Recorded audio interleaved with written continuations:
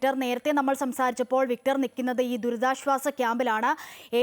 ഒടുവിലായി ഏറ്റവും പുതിയ വിവരം നമുക്ക് പങ്കുവെക്കാനുള്ളത് മരണം 151 എന്നുള്ള ഔദ്യോഗിക കണക്കാണ് ഏറ്റവും ഒടുവിലായി പുറത്തു വരുന്നത്. അതീവ ദുഃഖകരമായ വാർത്ത. ഓരോ മണിക്കൂറിലും ഓരോ മിനിറ്റിലും ഇങ്ങനെ മരണസംഖ്യ ഇങ്ങനെ കൂടുന്നത് എന്ന് പറയുന്നത് നമുക്കിങ്ങനെ കണ്ടു നിൽക്കാൻ ആവുന്ന ഒന്നല്ല എന്ന് തന്നെ പറയേണ്ടിയിരിക്കുന്നു.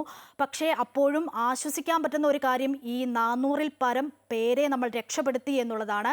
ഈ ചൂരൽമലയിലും ഒക്കെ 98 പേരെ ഇനിയും കണ്ടെത്താനുണ്ട് എന്നുള്ള ഔദ്യോഗിക വിവരങ്ങളും പുറത്ത് നിൽക്കുന്നുണ്ട്. അങ്ങനെ ഈ നേരത്തെ നമ്മൾ വിക്ടറിനോട് സംസാരിച്ചപ്പോൾ വിക്ടർ ഈ ക്യാമ്പിലായിരുന്നു. അവിടുത്തെ വിവരങ്ങൾ എന്താണ് പങ്കുവെക്കാനുള്ളത്? നമുക്കറിയാം, അവരോട് നമ്മൾ നേരത്തെ സംസാരിച്ചപ്പോൾ അവരുടെ ആശങ്കകൾ, അവരുടെ ഉറ്റവരെയും ഉടയവരെയും അല്ലെങ്കിൽ ബന്ധുക്കളെയും അയൽവാസികളെയും ഒക്കെ കണ്ടുകിട്ടാനുണ്ട്. അവരും തെരച്ചിൽ നടത്തുകയാണ്.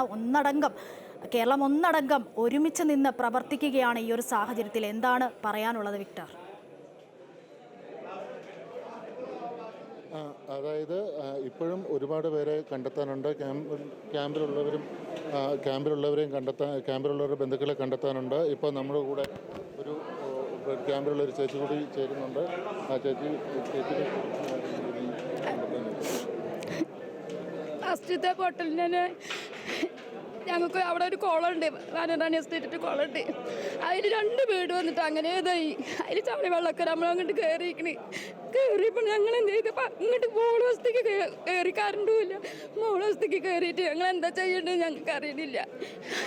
അപ്പോഴുണ്ട് അവിടെ നിന്നൊക്കെ ആൾക്കാർ ഒച്ചയക്കുന്നുണ്ട്, രക്ഷിക്ക് വരട്ടെ. ഞങ്ങൾ നോക്കുമ്പോണ്ട് പാറ കല്ലുകളൊക്കെ ഞങ്ങളിവിടെ വന്നിട്ട് കിടക്കും. ഞങ്ങളെങ്ങനെ ഓടി രക്ഷപ്പെട്ടതാണ്. എൻ്റെ വലിയമ്മൻ്റെ മോനൊക്കെ പോയി, മരിച്ചുപോയി. അവരൊക്കെ പോയി. കുറച്ച് ആൾക്കാരൊക്കെ രക്ഷപ്പെട്ട് ഞങ്ങൾ 10 ഏക്കർ കൂടെ ഓടിയിട്ട് അവിടെ റിസോർട്ട് ഉണ്ട്, അങ്ങോട്ട് പോയി ഞങ്ങൾ. തീർച്ചയായിട്ടും ഇപ്പോൾ നമുക്ക് പ്രതികരണം എടുക്കുമ്പോൾ പോലും ഒരു പക്ഷേ നമ്മുടെ തന്നെ കണ്ണു നിറയുന്ന ഒരു അവസ്ഥയാണ്. എന്തോ ഭാഗ്യത്തിന് മാത്രം ജീവൻ രക്ഷപ്പെട്ടു വന്ന് ഓടി രക്ഷപ്പെട്ട് പ്രത്യേകിച്ച് ഇവർ നിന്നിരുന്ന വീടിൻ്റെ അവിടെ ആദ്യം കുറച്ച് കല്ല് വന്നപ്പോൾ അവർ പെട്ടെന്ന് ഓടി രക്ഷപ്പെടുകയാണ് ഉണ്ടായിരുന്നത്. അവരുടെ ബന്ധുക്കളടക്കമുള്ള ആളുകൾ മരിച്ചുപോയി. അവരെ അവസാനമായി ഒരു നോക്ക് കാണാൻ പോലും സാധിക്കാത്ത രീതിയിലുള്ള ഒരവസ്ഥ ഈ ദുരിതാശ്വാസ ക്യാമ്പിലുണ്ട്. നിരവധി ആളുകളുണ്ട്. ഞാൻ നേരത്തെ പറഞ്ഞ പോലെ തന്നെ ഏതാണ്ട് 3096 പേരെ 45 ക്യാമ്പുകളായിട്ട് ഇവിടെ എത്തിച്ചിട്ടുണ്ട്. മറ്റൊരു പ്രധാനപ്പെട്ട കാര്യം എന്ന് പറഞ്ഞാൽ ഈ ക്യാമ്പിലേക്ക് ആവശ്യമായിട്ടുള്ള എല്ലാ ഭക്ഷണ സാധനങ്ങളും അതോടൊപ്പം തന്നെ കമ്പിളി ഉൾപ്പെടെയുള്ള കാര്യങ്ങളും ഇവിടെ എത്തിച്ചു നൽകുന്നു. അതോടൊപ്പം തന്നെ സന്നദ്ധ പ്രവർത്തകർ അവർക്ക് വേണ്ട എല്ലാ കാര്യങ്ങളും ചെയ്തു നൽകുന്നു. ഇത്തരത്തിലുള്ള എല്ലാ സംഭവങ്ങളും ഇവിടെ കൃത്യമായി തന്നെ നടക്കുന്നുണ്ട് എന്നുള്ളതാണ് ഇതിൽ എടുത്തു പറയേണ്ട ഒരു കാര്യം. ഇതിൽ യാതൊരുവിധ വിട്ടുവീഴ്ചയ്ക്കും ജില്ലാ ഭരണകൂടം തയ്യാറാവുന്നില്ല തൽക്കാലം. കാരണം ഈ ക്യാമ്പിലുള്ള പലരുടെയും ഉറ്റവരെയും ഉടയവരെയൊക്കെ കാണാതായിട്ടുണ്ട്.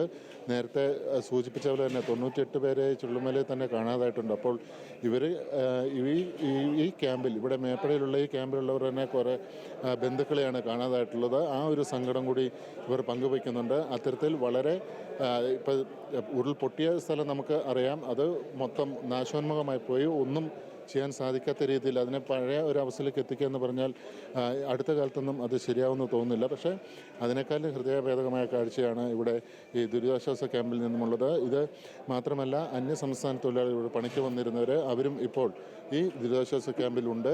അവരുടെയും ഈ അസമിൽ നിന്നൊക്കെ വന്ന ഒരു 4-5 പേരെ കാണാനുണ്ട് എന്നാണ് പറയുന്നത്. പക്ഷേ അത് സർക്കാരിൻ്റെ ഭാഗത്തു നിന്ന് കൃത്യമായിട്ടൊരു കണക്ക് ഇവർ എപ്പോൾ വന്നു എങ്ങോട്ട് പോയി എന്നുള്ള കാര്യത്തിൽ കൃത്യമായിട്ട് കണക്ക് സർക്കാരിൻ്റെ ഭാഗത്തു നിന്നില്ല. അത് ഇന്നും കൊണ്ട് കണ്ടെത്താൻ സാധിക്കും എന്നുള്ളതാണ് നമുക്ക് മനസ്സിലാക്കാൻ സാധിക്കുന്നത്.